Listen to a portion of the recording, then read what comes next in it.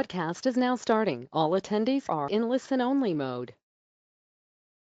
Good morning, everyone. This is Lana Hunt, the Director of Training and Outreach with IPMG, and welcome to our webinar today. Very excited that we are able to have Leslie Shapiro joining us this morning. And before I introduce her, though, I do want to go over just a few housekeeping items.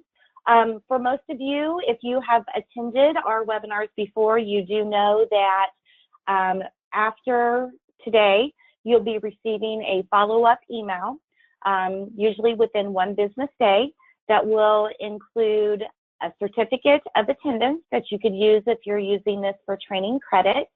It will also include a link for you to be able to access the information that Leslie is going to be sharing with us today. So look for that in your email that you use to register for today's webinar. Also, if you have any questions related to attendance certificates, you can email me, Lana Hunt at l.hunt@gotoipmg.com, or you can also email our customer service number that will be included in the email that you receive. Also, just a quick reminder that you are able to type in questions, and if we have time at the end of Leslie's presentation, we will take some of those questions. If we don't have time, I will be sharing those with Leslie, and she can provide some responses that we will provide on our Q&A that will be located on our website at www.gotoipmg.com, and that will be located in the resources section, so make sure to check that out. But if we do have time, we will take questions at the end, so please feel free to type those in if you have any. Also, our next informational webinar will be held on Friday, October the 25th at 10 a.m., and registration will be going out for that webinar here in the near future. So watch for those emails and that announcement. So it is now my pleasure to introduce to you our speaker today, Leslie Shapiro. Leslie is a licensed marriage and family therapist associate in Washington State.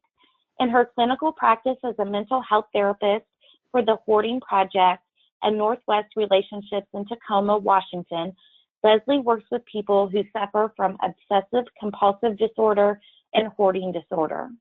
Prior to completing her master's degree in couples and family therapy at Antioch University, Seattle, she worked as a residential organizer and coach. This experience whetted her appetite to better understand clients and acquire the skills necessary to become a therapist. Leslie currently serves as a staff consultant, educator, and mental health therapist for the Hoarding Project in Tacoma, and serves as a member of the King Pierce County Hoarding Task Force in Western Washington. So please join me in welcoming Leslie. And Leslie, you are ready to go now. Wonderful. Thank you so much. Welcome, everybody. All right, I have a lot of slides, so I'm going to get started. If my slides will click. There we go. Okay. So there's a lot of myths about hoarding disorder. Some of you may have thought about them or seen them. I wish I could see a raise of hands, but many of you may have seen the hoarding show, Hoarders Buried Alive, or Hoarders, and have thought or seen people say the person is just lazy, they refuse to clean. People just won't change. If they just took it one room at a time, it would be no problem. They're not even trying. If they went on vacation or left the home for a while and we cleaned, it would fix the problem.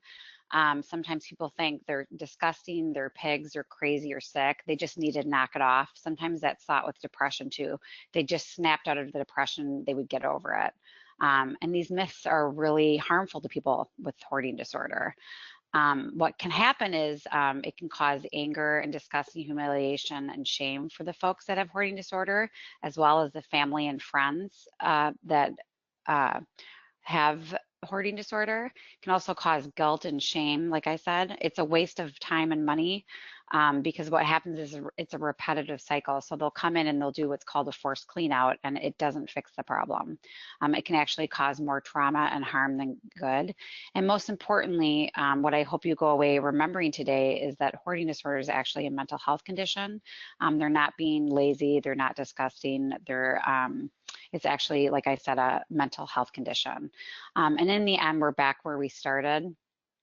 Because it's a vicious cycle. So doing a forced clean out like you may have seen on the show is not going to help the problem. So I will go over what is the right way to solve that problem today. So like I just said, keep in mind hoarding disorder is a mental health condition. There's public safety implications. Unless we address both mental health conditions and public safety concerns, we're not going to have a sustainable response. So today I'm going to go over what hoarding disorder looks like. Sometimes you might go into somebody's home and think it's hoarding disorder, but it's not. So I'm going to go over what it looks like, what the criteria are to meet hoarding disorder. I'm going to go over public safety, mental health, and hoarding, conducting a home visit briefly, diagnosis and assessment of hoarding disorder. I have a lot of really good assessment sheets that you can use. You don't have to be in mental health to use some of them, and I'll email those to you. Or to Lana, and she'll send them out. Assessments of home environment and function are some of the other ones. So there's some home assessment ones included, and then some very brief treatment strategies.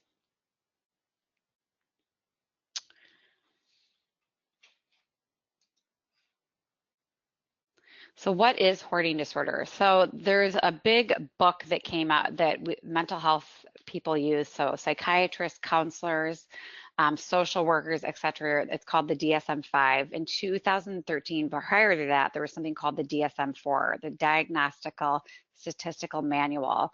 In 2013, the DSM-5 came out, and it was really exciting because hoarding disorder became its own diagnosis. Prior to that, it was under obsessive compulsive disorder, and what they discovered was that hoarding disorder was its own diagnosis.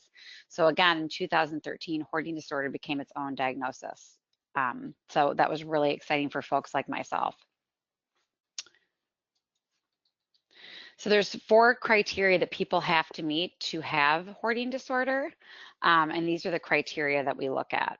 The first one is excessive acquisition of stuff. Hopefully you can see that asterisk. So according to the DSM-5, or the Diagnostic Statistical Manual, folks that hoard have an excessive acquisition of stuff. And all that's talking about is that people that hoard will excessively acquire. So again, I said 90, what I meant was 90%, excuse me. 10% of the time, folks that hoard do not excessively acquire, but they still acquire. So 90% of the time, people that hoard will excessively acquire. So that could be, they might dumpster dive, literally going to the dumpster and grabbing stuff, or they will see things that are on the curb, like a dresser, and they can't pass it up. Lana mentioned that a lot of you work with folks that have developmental disabilities. So sometimes I work with that population as well. Sometimes I call it sticky fingers. They'll see paper paraphernalia and they can't pass up business cards or library paper. So, you know, all those paper pamphlets, recipe cards in local grocery stores, or if there's sales, they know when the Value Village here, Goodwill is, or estate sales. So they're constantly acquiring and bringing things into the home. So that's what that's talking about. 10% of the population that is hoarding will acquire, but they don't constantly bring things in. So that's what that's referring to. So somebody that has hoarding disorder, even though they're not excessively acquiring, they will acquire, but not constantly bring things in. The second criteria is difficulty discarding. So they have a very difficult time discarding items. And this says possessions due to the role of the hoard. I'm going to go over that a little later, but they are incredibly distressed with the thought of letting go of items. So sometimes you might go into someone's home and they have a lot of items in their home, and you might see piles. Or what I call goat paths. So you might try to enter someone's home and you can barely open the door and you're inching your way in. And that's because they have a hard time letting go of things. And it's also because they're excessively acquiring. The third one is their living spaces can't be used because due to the role of the hoard and the clutter. So that could be if you have a client that they might share a space or they have a home. So if they have their own home, it might start in one bedroom or one room and grow. So they might not be able to access their bed. They might be crawling over things to get to their bed.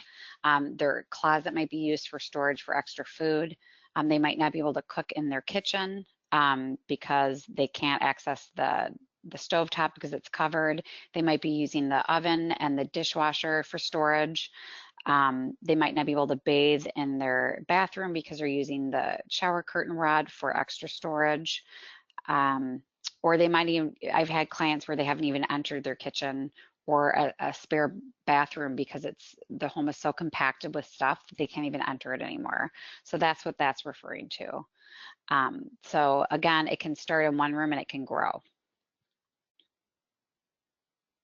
So the key word is used for the intended purposes. So again, remember not being able to cook, not being able to sleep in their bed. I've also had clients where they've ended up sleeping on the floor or piles of clothes due to the height of the clutter. So the fourth one is causing significant distress or impairment. This distress and impairment is an occupational, social, and financial. So occupational is they might be late to work because they can't find their second shoe, or they're disorganized at work, or they're just constantly running late. Socially, they're not able to have friends over or family over because say one of their children has had a grandchild and they're nervous about having the grandchild over because it's not safe in the home anymore. Or they can't have friends over because they're embarrassed about their home, or they just can't have them over because there's no room to sit. And financial is they're spending all of their money on items, storage units. They can't pay their bills in time because they can't find them. They're losing money in checks because of the level of the hoard. So again, it's social, occupational, and financial. So it affects them in all avenues. Hoarding itself does not cause distress. Hoarding is actually pleasurable.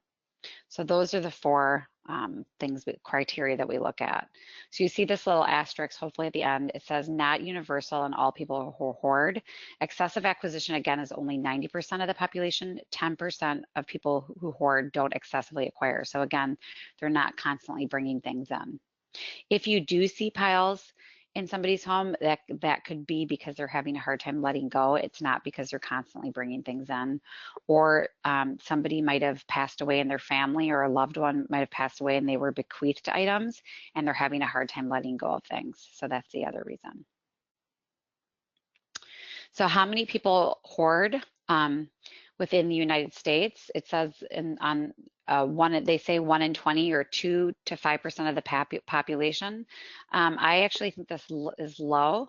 I usually like to ask the audience, but because of time, I think that's because there's a lot of shame and stigma with hoarding. And so there's not a lot of self-report. And so that's why I think that number is low. So this is really important to decipher. So what's the difference between clutter, collecting, and hoarding? Clutter is used a lot and intermingled with hoarding. So I think it's important to decipher. So you might go into someone's home and think it's hoarding, but it's not. So I think it's really important to understand the difference. So hopefully some of you in the room have children. Lana mentioned that I was an organizer. So sometimes this is embarrassing to admit, but sometimes my home looks like this. I have twins. Mine's not quite this bad, but if I have people over at my house, I do have to clean it up before people come over. So clutter is possessions are disorganized and might be accumulated around living areas, but the people in the home do not have a distress letting go of items. There's not excessive acquisition, or the people in the home are not excessively acquiring or bringing things in constantly. And they can carry on with the normal activities. So they're also able to use their rooms in their home for intended purposes. So they can cook in their kitchen, they can sleep in their beds, they can access all the rooms in their house. So again, if they said to their kids, hey, we're gonna donate stuff to the local Goodwill, the kids would most likely get excited, especially if there was some kind of reward in place. They wouldn't be, nobody would be distressed by letting go of things. And they would be able to have somebody over for dinner.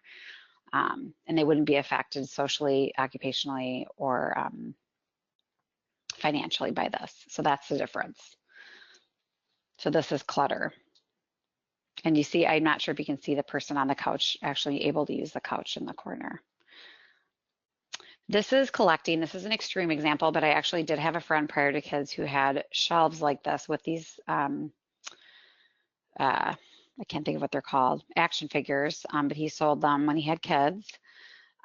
So collecting is, it's an existing and new possessions that are part of a larger set, but they're actually able to display them and they don't impede the living space. The person has collections actually enjoys selling them on eBay or other online or local stores, and there's no distress involved. And again, they can use their home for intended purposes. Somebody that has hoarding disorder will have the intent to display, and may buy stuff on QVC or eBay or other stores like that may have dolls or some other collections, but they never get there. So they might say things like, I have this box of bookcases. If I just get them out and put them on display, then then my home won't be so full if they have the insight. But they never get there. So again, this is collections. If interested at the end of the talk and you want to email me, I have a very, I think interesting article on the DSM-5 and the difference between collecting and hoarding that goes more in detail. But again, just remember, it's not impeding the space. They're able to let go of items without distress, and it's not impacting the home. This is hoarding. Now, this is an extreme example of hoarding. This is a picture from one of the shows, but I like to show this because it's actually, I think it's either a brother or sister or husband and wife, and they both hoard, which is not typical according to research. Usually they say it's somebody that's single, unemployed in their mid 50s or 60s. But this is actually, like I said, a couple or a brother and sister, but they're not able to carry on with normal activities or use the room for intended purposes. It's causing them distress socially, occupation, and financially. So they're probably unable to find the bills or pay the bills. And there's another picture which I don't have, but of them eating in their kitchen, and they're not able to, they can't eat at a kitchen table. They're not able to cook in their kitchen. They're eating off trays and chairs, and they're cooking out of a microwave. And their kitchen cabinet, you can't even see their kitchen countertops or anything because everything is covered. So again, they're not able to use their room for intended purposes. They're actually sleeping in those recliners. There's biohazards. If you don't know what biohazards are, it's I'm 100% sure there's most likely some kind of rodent infestation and other unsafe elements in here. So fire hazards, etc. So this is hoarding.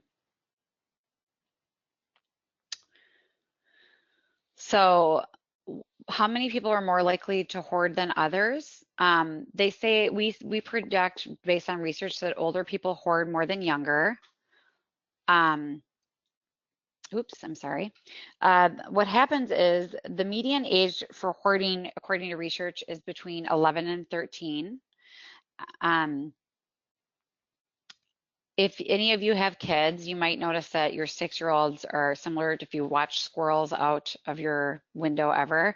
6-year-olds tend to, I'm making the air quote with my fingers, hoard, but what they do is they stop. It's just very developmentally appropriate thing that 6-year-olds do. They like to collect things. My kids did it.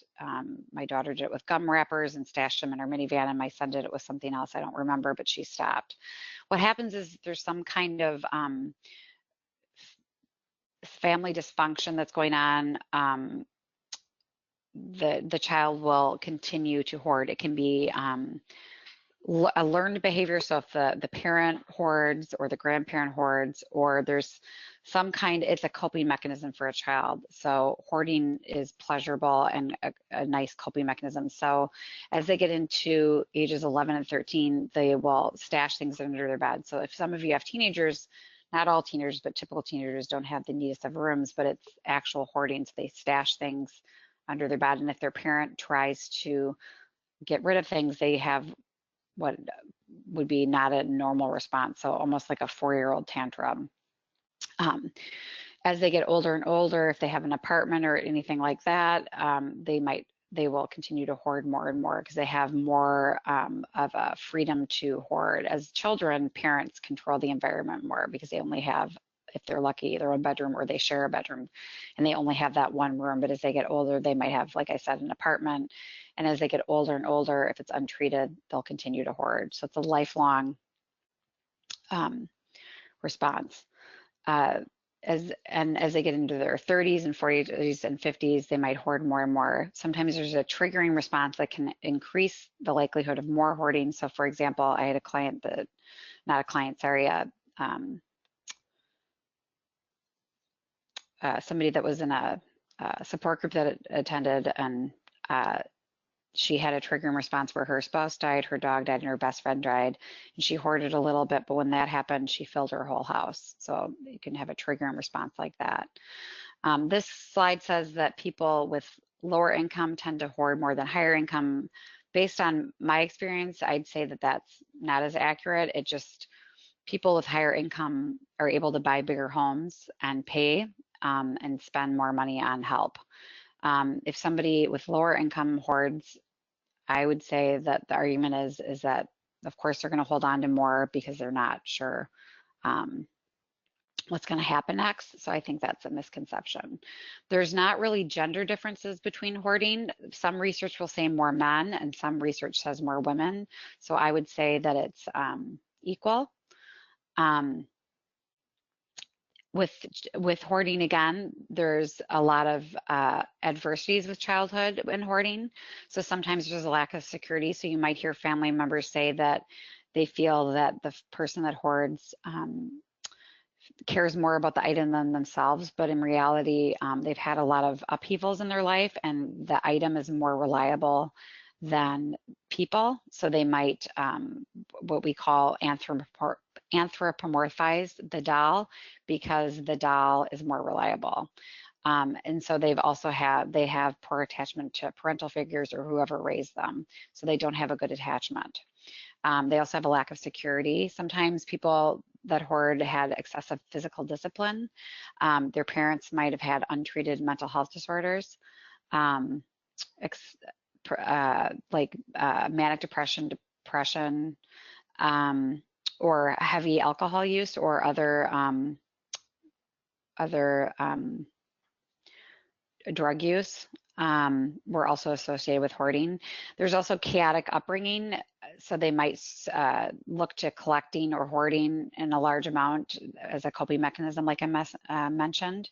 And like I said, there's a strong emotional attachment to possessions in a response to poor attachment because items are sometimes more reliable than people when you have a poor attachment. So are there other mental health issues related to hoarding? Absolutely. So this is where I got my 90% and my 92% mixed up. So according to the DSM-5, 92% of the time there's a co-occurring or other mental health condition going on. I will tell you that as a therapist, 100% of the time when I work with someone with hoarding disorder, there's another mental health condition going on. So what does that mean? That means that they have hoarding disorder and another mental health condition going on. So not only are they struggling with hoarding disorder, but they might have manic depression or major depressive disorder or anxiety or OCD or borderline personality disorder or attention deficit hyperactive disorder or substance use disorder or something else. So there's something else going on. So not only are they struggling with all the things I've talked about, but they have another mental health condition going on. So they're really struggling. So that's really important to keep in mind.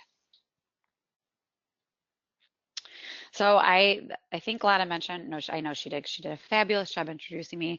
I'm a marriage and family marriage and family therapist, but I encourage all of you to look at the biopsychosocial model of hoarding disorder. Sorry, that's a mouthful, but it's really important. So the biological is there's a family history typically of hoarding. It can be a learned behavior, but there's also actually a genetic chromosome that they found. And there's a medical background, and there's actually information processing deficits, which I'll get into. Interestingly enough, they've done twin studies. And I'm not just saying that because I have twins, but were identical twins, were separated at birth, and they both exhibited hoarding behaviors. Um, and they've exhibited hoarding behaviors when there's first degree relatives. So again, it can be a learned behavior. It can also be carried down genetically. That does not mean that if you have a family member that hoards, like a parent, that you are going to hoard too. It's just like any other mental health condition where somebody in your family might have depression. That does not mean you're going to develop depression. It's just something that I think is important to know. So psychological, I mentioned there's co-occurring mental health conditions, or again, if somebody has hoarding disorder, they're I say more than 92% of the time going to have another co-occurring diagnosis or another mental health condition. So I said I was going to talk about the role of the hoard. I'm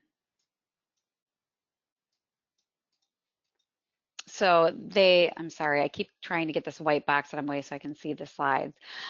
They have a feeling towards the object and memory related concerns. So they have a deep fear that if they don't hang on to the item, that they're going to forget it. When in fact, I don't know if you've had this experience, but I have been working with people who hoard for probably over 15 years, I think now. They don't forget, and they have a ridiculously good memory. I wish I had the memory that they have. But they have a fear that they're going to forget. So sometimes that's another reason why you'll see things left out, because they do actually typically have a better visual memory, but they have a better memory than they realize. They want to have a sense of control. They have a sense of responsibility to waste. So sometimes people will think it's OCD, but it's in fact not. If they like rinse all the recyclables out before they recycle them, or they want to make sure everything is in a set before they donate it. So they say one of the teacups is missing before they donate a tea set. You might see that. But just because they're washing out recyclables does not mean it's obsessive compulsive disorder or OCD. Behaviors can be reinforced over time. So getting rid of things does not feel good because it triggers an anxious like feeling, and it doesn't feel good. So why do something that doesn't make us feel good, right? So getting rid of things makes them feel anxious, and getting things makes us feel good. So it's a behavior that's reinforced over time. They have poor coping and self-care. I mentioned this again, but comorbid or co-occurring mental health conditions. There's a lot of unresolved trauma and loss. So what that's talking about is, I mentioned sometimes there's not so great family upheavals or dysfunction. So that might mean that maybe there's sexual abuse, or a parental figure or whoever raised them had untreated mental health, or there's substance use disorder, or maybe a loved one, a sibling or an aunt or a grandparent who raised them passed away and they didn't process the loss.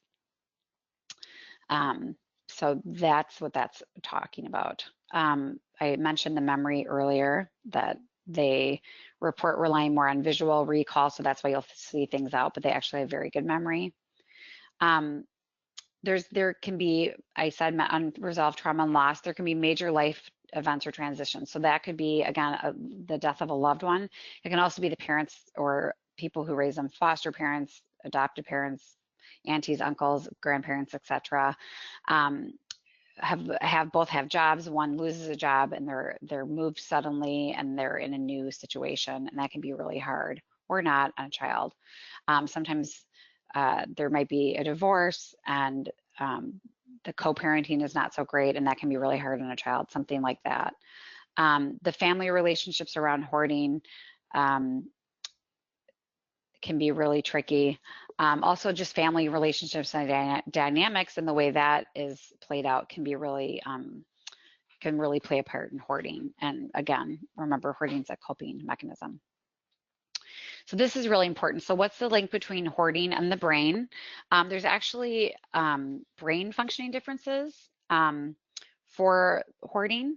So if you think of your, I'm touching my forehead, but you can't see me. So your frontal lobe is where your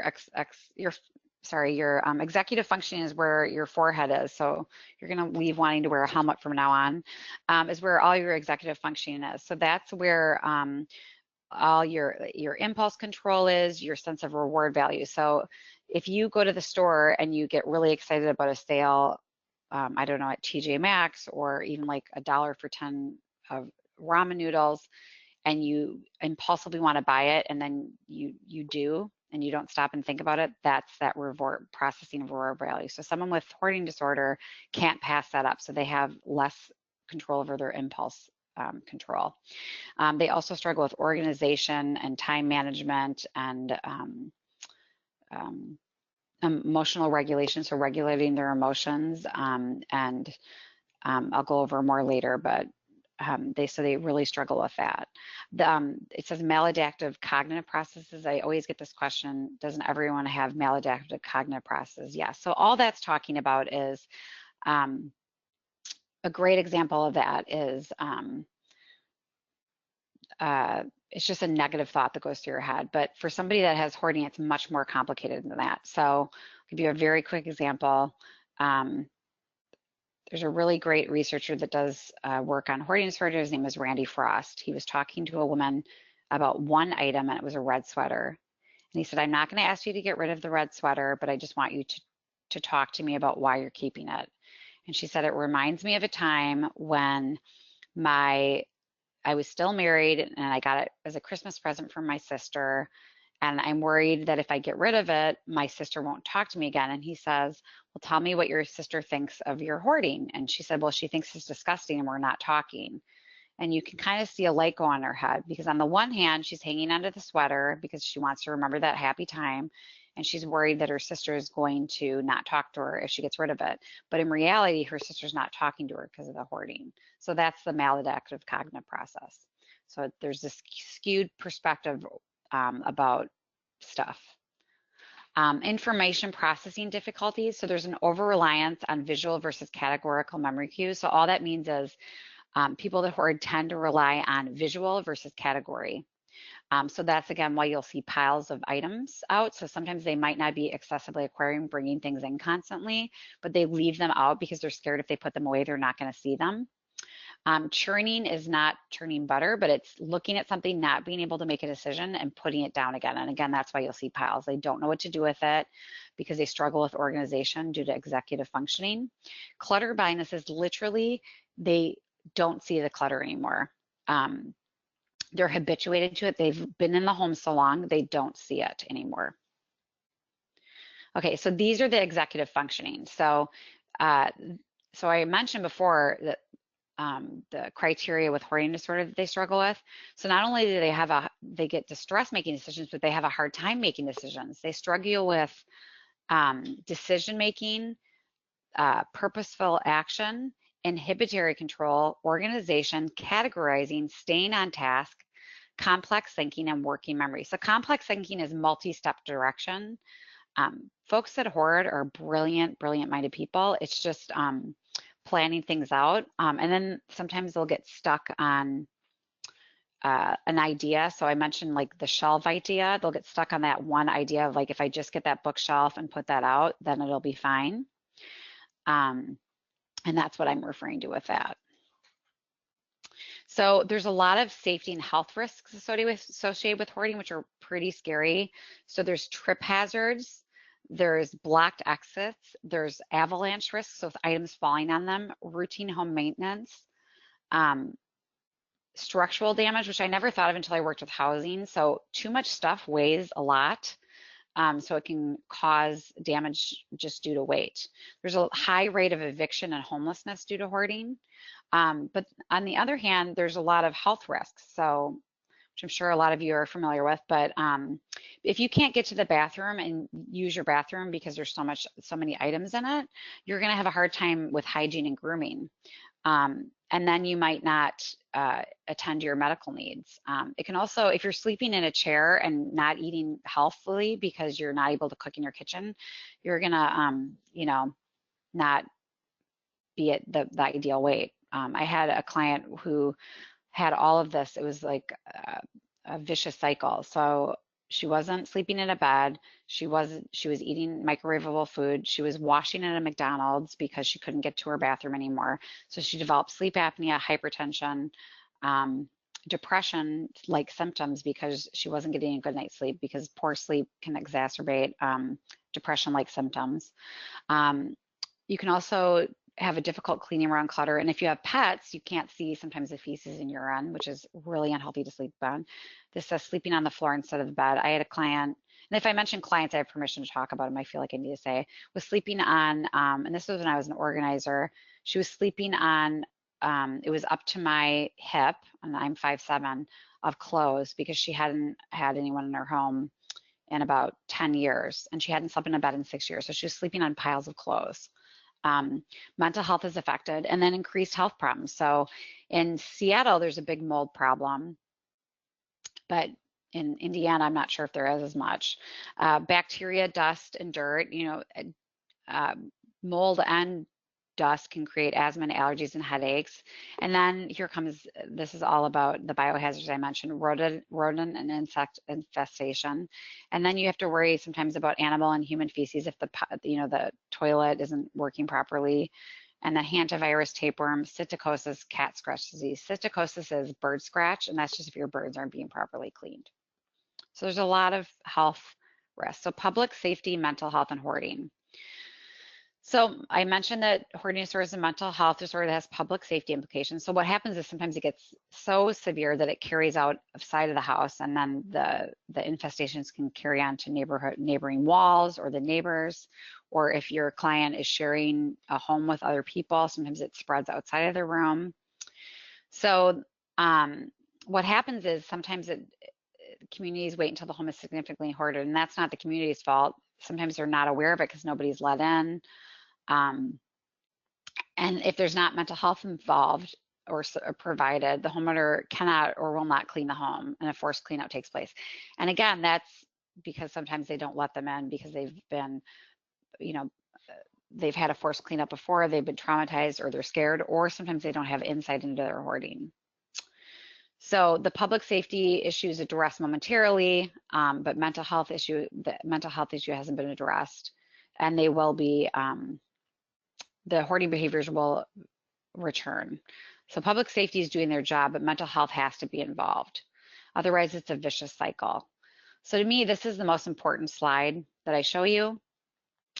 So if you've seen hoarders or hoarders buried alive, what they do is a forced clean out. There's been research done and where people have had forced cleanups and they've actually come back to the home and had strokes or even passed away because it's been so traumatizing due to the forced clean out. And that's where they come in and they clean everything out and throw all their stuff away with I got junk. So that is not the way to treat it. Sometimes it's necessary, so not exactly how they do it, and I'll talk about what that is very briefly. So if they have bed bugs or other biohazards. But again, what happens is it's not sustainable. It requires lengthy, costly, and strategic and complex responses. What we need is a coordinated collaborative response. So again, I skip part. So what happens is hoarding is a lifelong event. In about 10 years, it'll take somebody 10 years to fill their home. If there's a forced clean out within 6 months, they'll fill their home again because it's so traumatic, and they'll fill it up even more. So just try to remember that. So again, over 10 years time, they'll fill their home with hoarded items. If there's a forced clean out, they'll fill their home within 6 months, and they'll fill it even higher because it's so traumatizing. So conducting a home visit, I'm sure you've done these, but I just want to go over briefly what to do and what not to do. So you want to use respectful language, which I'm sure all of you do. So you don't want to say what a mess, you don't want to gasp, you don't want to, you want to be aware of your nonverbals, you don't want to, roll your eyes or suck in your breath. If you're worried about smells, you can use Vicks Vapor Rub on your nose. You want to match the person's language or model their language. They might have not have had anyone in years or months. They might not let you in right away. So if they say my treasures, my things, my collections, you want to say that. You don't want to use words like CRAP, junk, hoarding. Hoarding can be a triggering word sometimes to people. You want to avoid touching their items. It can trigger a negative emotion like violation or fear. This is to take a notebook and pen to keep your hands occupied. I don't do that unless I'm doing a psychological evaluation because I want to make sure I don't trip. Because sometimes when you're entering a home, it can be, you want to have your hands available. If you're doing a home visit, you're there to do a safety check. You're not there to make suggestions about their stuff. So, gee, have you thought about getting rid of all these shoes in your entryway so you can open your door all the way? That's not why you're there. You want to put yourself in that client's shoes. So have you ever had your house where it's, you know, cluttered, like I showed you in that picture where you've had a friend pop in unannounced and you're like, oh my gosh, my house is such a mess. I'm so embarrassed. So try to think of yourself in that client's shoes before you go there. I'm sorry, I had to sneeze. It went away. Okay. You're going to deal with resistance. They've been hoarding for a lifelong. You need to roll with it and expect it and don't fight it. So if they start to put up resistance, you just need to take a deep breath and remember that this is their best attempt to protect themselves against uncomfortable and painful feelings. So again, remember this is a mental health condition and this is their coping mechanism. And it could be their experience and traumatic response. If the family members are there, we all have family, we all love our family. Sometimes family can be helpful and sometimes family can be a hindrance. So you want to model these new methods I've talked about. So you model and use the same words as the client that hoards. So if they call their items treasures or collections, you want to use that. You don't want to talk about getting rid of their stuff because that's triggering. And the more you talk about getting rid of things, the more they're going to want to hang on to things. Again, for a home visit, you're there to check for safety, like I talked about. So blocked fire exits, fire hazards, things that are going to cause an avalanche to fall on them, anything like that. You're checking for that. And I always recommend that the family members seek out therapeutics services. Always, I suggest that I always do. I always recommend support groups, and I always recommend therapy services. I don't know how what your resources are like in Indiana, but if you don't have some, I can try to find some, and I do have some online resources available for you. So diagnosis and assessment of hoarding disorder. This is the DSM-5 blurb. It's long. I like it. I'm going to show it to you really quick for two reasons. One, it says difficulty discarding of possessions regardless of their actual value. So something that might look like trash or treasure to you is trash to you is a treasure to them. I've had clients where they actually had their grandparents were victims of the Holocaust, and so they wrapped the jewels up in newspaper and hid it in their house. So imagine if that was thrown away. The other reason I want to show this to you is there's insight into hoarding behaviors. There's good, poor, or delusional insight. So some clients have like good insight into their hoarding behaviors. Some have poor insight, so they're not really aware of it, and some are delusional. So that means they have schizoaffective disorder or others, so schizophrenia, or schizoaffective disorder. So they are completely unaware of their hoarding disorder, excuse me. So that's important. So it's always important to screen. Any of you that are mental health, you always need to screen for hoarding. I've had so many clients come in where, and I'm sure this is the case with other mental health conditions, where they haven't been screened and they've been in therapy for years and they were never asked about hoarding. So any of you with mental health, if you want our intake paperwork, I'd be happy to send it to you. This is hard to read. You can download it for free. I love it. So this was developed by the Institute of Challenging Disorganization. It goes over all the rooms of the house. And I like it because it's a communication tool that anyone can use. It's color coded and beautiful. And it talks about the house, not the person.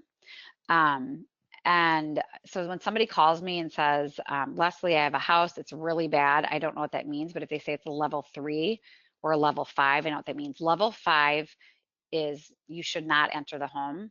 Level 1 is a typical home. So it goes over structure and zoning, animals and pests, household functions, health and safety, and personal protective equipment. So I have pictures, which is helpful. So this is a level 1 home, which is a typical home, and they're different rooms, unfortunately. But the nice thing about these pictures is they're actual pictures of homes.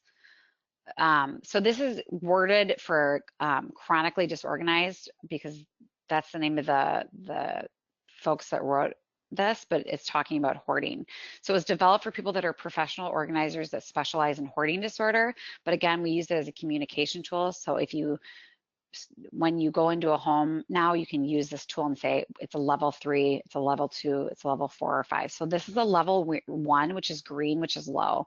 So the household environment is considered standard. There's no special knowledge in working with someone with hoarding disorder. So this room is not a concern.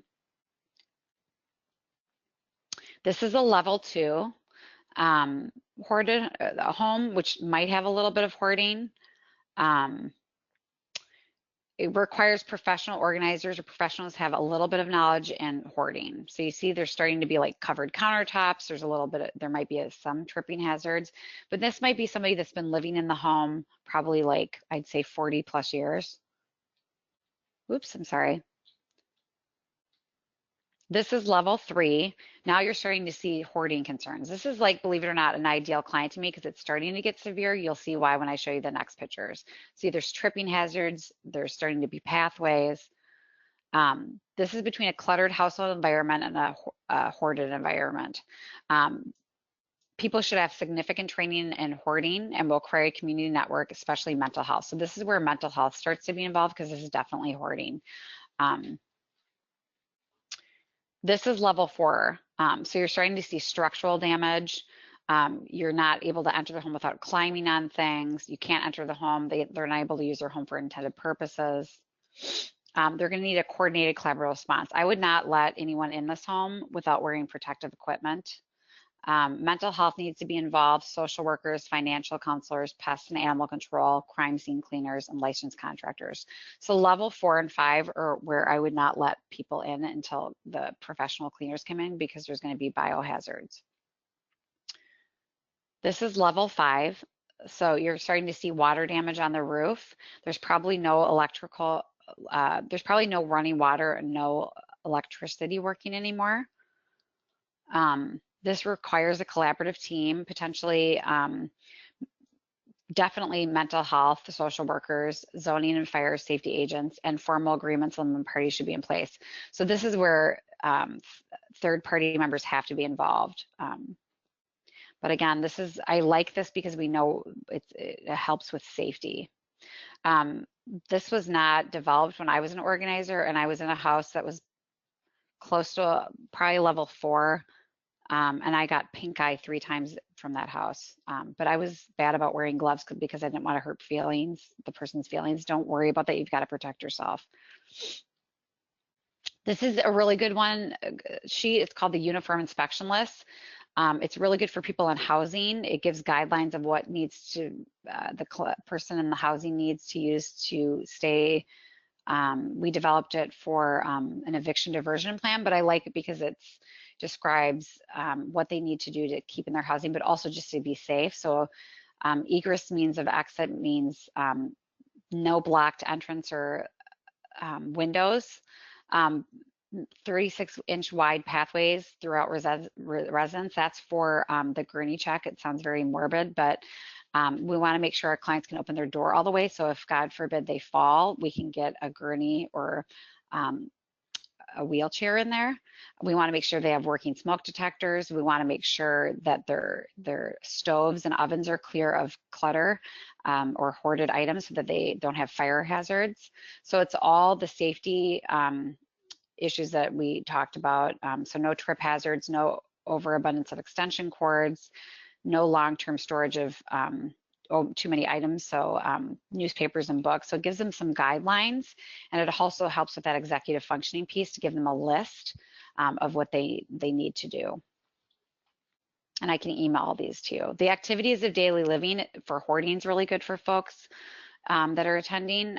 It's really good because it measures what they're able to do and what they're not able to do. So it talks about, are they able to shower? Are they able to use their bathroom? Can they sleep in their bed? Is there a presence of rotten food? Is there unsanitary conditions? Is there fire hazards? So it goes all over that, but it also goes over clutter. So it's another really good one. The clutter image rating scale is another good one because it's visual and it goes from level 1 to 9. The 1, it looks like a hotel room to me. It's a bedroom, and 9 is you can't even see the ceiling. You can't even see into the room, but it does. There's one for the bedroom, the living room, a bathroom, and a bedroom. And you can download this for free, but you can also use it as a communication tool. So if you're working with folks that are working with developmentally disabled, I always work with the client and the family. And if there's a lack of insight, you can use this as a communication tool. You know what, right now they're at a level 8. So it's a really good, like I said, communication tool, especially if the client doesn't want photos taken. This is a really good psychological tool for the mental health folks that are attending. The first question is, do you experience difficulty discarding your prized possessions? This may include throwing away, selling, giving away, or recycling. Yes, go to the next box. No, hoarding disorder is not present. Boom, you're done. So you know right away if it's hoarding disorder or not. It also assesses for obsessive compulsive disorder and autism spectrum disorder. So it's a really good assessment. This is the hoarding assessment tool. It goes into the background of hoarding disorder, when it started, interventions that have worked and haven't worked, impediments to change. It's conducted as a conversation. It can be ideally used by a mental health professional, but it can also be used by caretakers and other occupations. It does not have to be used by a mental health worker. So it's great. This is the hoarding rating scale. It's a self-report measure. There's pros and cons to it. The pros are with a self-report measure, the person that hoards should ideally have insight into their problems. But if you're pretty sure the client has hoarding disorder and they're not giving high scores on hoarding, then you know they don't have a lot of insight into hoarding. So that's why it's good and bad. So harm reduction and safety is really, really important, especially for folks that have hoarding disorder and folks that are developmentally disabled. It's a great way to treat hoarding disorder. So harm reduction was developed for the clean needle approach. So even if they if they continued to use drugs, at least they were using clean needles. For hoarding disorder, it's a set of strategies that reduces the negative consequences of hoarding. So they're not going to stop hoarding, but it's going to minimize the unwanted consequences. So folks that don't have insight into the reasons for hoarding, it's great because they're going to recognize potential harm to others, like their neighbors, and they're going to minimize the risk of hoarding. But again, they're not going to stop hoarding. It's really great for people with cognitive impairments or people who are unwilling to seek treatment. So harm reduction, what it looks like is you're going to remove flammable materials away from heat sources. You're going to minimize trip hazards, and you're going to make enough room around doors and windows. So you're going to make sure the door can open all the way, and you're going to make sure the window's not blocked so they can get out. So safety always comes first. Then health, then comfort. Then you're going to make sure that they can have access to their bathroom and washing facilities, have proper food storage, so no spoiled food, have appropriate trash and waste disposal, and take care of pest infestations. Comfort will be heating and cooling, designating clearing appropriate places to sleep and eat, and then making space to conduct daily tasks like paying bills, sending out letters, stuff like that. So it's not necessary to stop all acquiring or clear debris to reduce harm. The main goal is their home is never going to look like Better Homes and Gardens or Martha Stewart, but you're going to make sure that they're safe. It's a unique interaction between the person's condition and environment, and then every plan is unique for every client. And I always include the client.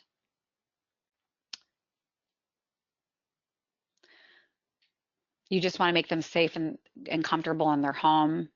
You're not going to get rid of all their items. You're just going to get rid of things that are causing harm. So again, spoiled food, anything that's causing them to not be safe. So if there's frayed extension cords, if something's infested with mice, things like that. So anything that's going to cause them to be unsafe. So treatment plan strategies are cognitive behavioral based, and they're also based on motivational interviewing, and then obsessive compulsive disorder treatment, which is exposure treatment, and then executive skill building, because people can learn new skills dependent on the other mental health conditions going on. Some treatment strategies would be increasing hoarding behavior, create a living space so they can use their space appropriately, so sleeping in their bed, using their kitchen appropriately, being able to shower in their bathroom, improving decision-making skills, learning problem skills, preventing future hoarding. If they are willing to make changes, evaluating beliefs about possessions, and reducing compulsive buying or acquiring, and replacing these with other pleasurable activities. So going to dinner with friends or something like that. I mentioned this before, but again, it would be cognitive behavioral therapy, motivational interviewing, and skill building. So we look at excessive acquisition, difficulty discarding and letting go of possessions, and organization and clutter that impairs functioning are the three things we treat. It takes a village to treat hoarding disorder. You cannot take it all yourself, and it's not the ethical way to treat it.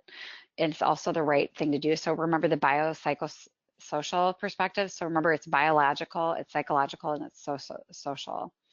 So you want to look at it integrated care. It's also less expensive.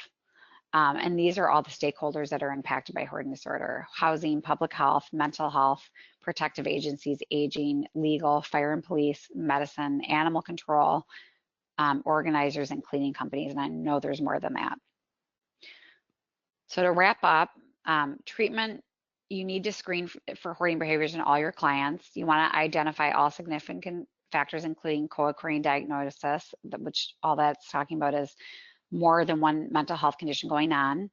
You want to look at safety first, skill building second, and deeper processing third. So deeper processing would be mental health, like mental health is included first, but deeper processing means reasons into hoarding deeper later on. Collaboratively work together as resources allow, and that's referring to if you can find an organizer and afford it. That doesn't mean I don't know anyone that can, but in an ideal world, that would be wonderful. So resources that are available, there's us. Full Life Care is in Washington. The International OCD Foundation is online. The Mental Health Association of San Francisco is an awesome resource. There's a man named Saxena, and he does amazing research on hoarding disorder. The Institute of Challenging Disorganization is the Rainbow house screening that I showed you. Children of Hoarders is not my favorite name, but they have really good resources. And these are support groups. So the Clutter movement is one that we offer online. Clutter is anonymous. While it's timed and people can only talk for 3 minutes, they do have one online. So for somebody that's struggling very intensely with hoarding disorder, I would not recommend that one. And then these are some references and books that I recommend. But I think I have 2 minutes for questions. Yes, thank you, Leslie. That is, the information is great. I do have a question, and it has been asked several times about the handouts that you mentioned. Would it be possible for you to email me those, or at least the link to them? Yeah, I can hand it. I have my computer, so yes. Great. So for those of you that were asking about that, when we send out it will not most likely be in the email that you receive your attendance certificate, because those are auto-generated. But when we send out the next email, we can include a link to be able to access those handouts. So, which they were really good. I really liked, especially for those of us that are working with individuals with an intellectual or developmental disability, having some of those visuals maybe to even use when you're working with them.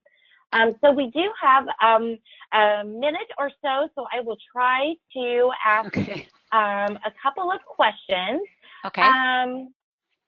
So is there any data showing that people who experience a high level of chronic pain have a higher likelihood to hoard? That's such a good question. So what I would suggest with that is sometimes it'll look like hoarding, but it might be a physical limitation like chronic pain. So my first question to that person would be is if they have a difficulty with discarding. And if they don't, then it wouldn't be hoarding. But if they have a difficult time discarding, so distress associated with it, and then also physical limitations, then I would say it would be hoarding. So it could be both. So it could be a co-occurring. So I had one client where they had hoarding disorder, and then it increased after she was diagnosed with cancer, and her coping mechanism was because she had chronic pain with the treatment with cancer to shop on QVC. So sometimes, but I don't know a lot about research with that, but now I want to look it up. So really good question. Right. Yeah, that is a great question. Really This next one I think is also a really good question. Can this be event related and not a pattern of past behavior? So for example, having never saw a hoarding behavior before, and then someone close to that individual dies, or there's another traumatic event, and then the hoarding begins. Yes, from absolutely. That. Yes. Very good question. So yes, Yeah, they can have a traumatic event and hoard. So it doesn't have to be a learned behavior or have a family relative that hoards. So very good question. Absolutely. And then I think maybe this is, I think, a very good question, especially related to those of us that are doing home visits regularly as part of our responsibilities. So the question is, at what point would you contact either Child Protective Services or Adult Protective Services for a home where hoarding occurs? Oh, that's such a good question. So if the child or vulnerable adult is at risk of safety, so if they are not able to properly take care. So if there's like tripping hazards, or they aren't able to get out of the house safe, or they're not able to bathe themselves or anything like that, there's actually a slide I can send you. But if there's any kind of physical danger, so if they're unable to give, if there's like fire hazards or anything like that, that is what I would call. And I would always, so I've had to do that. It's just my least favorite part of my job for elders and people with developmental disability. I can't talk, my voice is going. Developmental disabilities and also children. And I work with the client and I tell them. And then I work with the client. So any kind of safety risk. So again, fire hazards, they're not able to get out of their door, things are falling on them. So do you remember that slide I showed you? Let me see if I can go to it. Oh shoot. Let me find the safety thing. The safety one. That's a really good question. Sorry, I'm going really fast through them. So again, like if there's like avalanche risk, so if the things are so high that something could fall on a child, or if they can't shower in their house, or the door doesn't open all the way, or there's, do you know what I mean by goat pass, where you're like inching your way in? Right. Does that answer your question? I think that's really a good way to look at it, especially from the perspective of case management, where we are not there to do that kind of. We are there to support them with the services they're receiving. It is our responsibility, though, to report to CPS or APS if there is a safety or abuse, neglect, or exploitation. So I think using that, the list that you have on the screen is a really good guide for I will us to find, know if it is, yeah. yeah, excuse me for interrupting. I have a slide that's when No, it's that's okay. reportable to authorities, and I will send you that because it's like, because I want to make sure it's clear for you. But you know, if their house is so uncleansly that, you know, I would worry about that. I worry about tripping hazards, fall risks. You know, their room is filled with their parents' stuff that they can't even get to their bed. You know, they're not able to shower, things like that. But I have a really good Okay, slide that I'll send you because it lists all of it. You know, great. but any kind of neglect, things like that. But I always work with them. Well, So, yes, yeah, I think that is key. So it looks like that we are out of time. I know that there were okay. several other questions. I will send them to you, Leslie, and if you have some time and want to send me some information back, we can definitely share that. Again, Yeah. thank you for this great presentation and the information. I will also include in the information that we provide Leslie's email in case you want to email her separately about any resources or additional information, along with the website of those resources that she shared.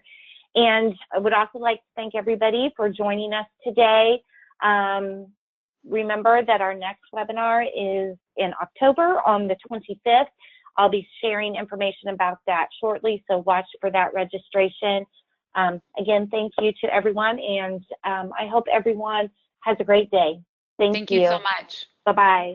Bye. Bye-bye.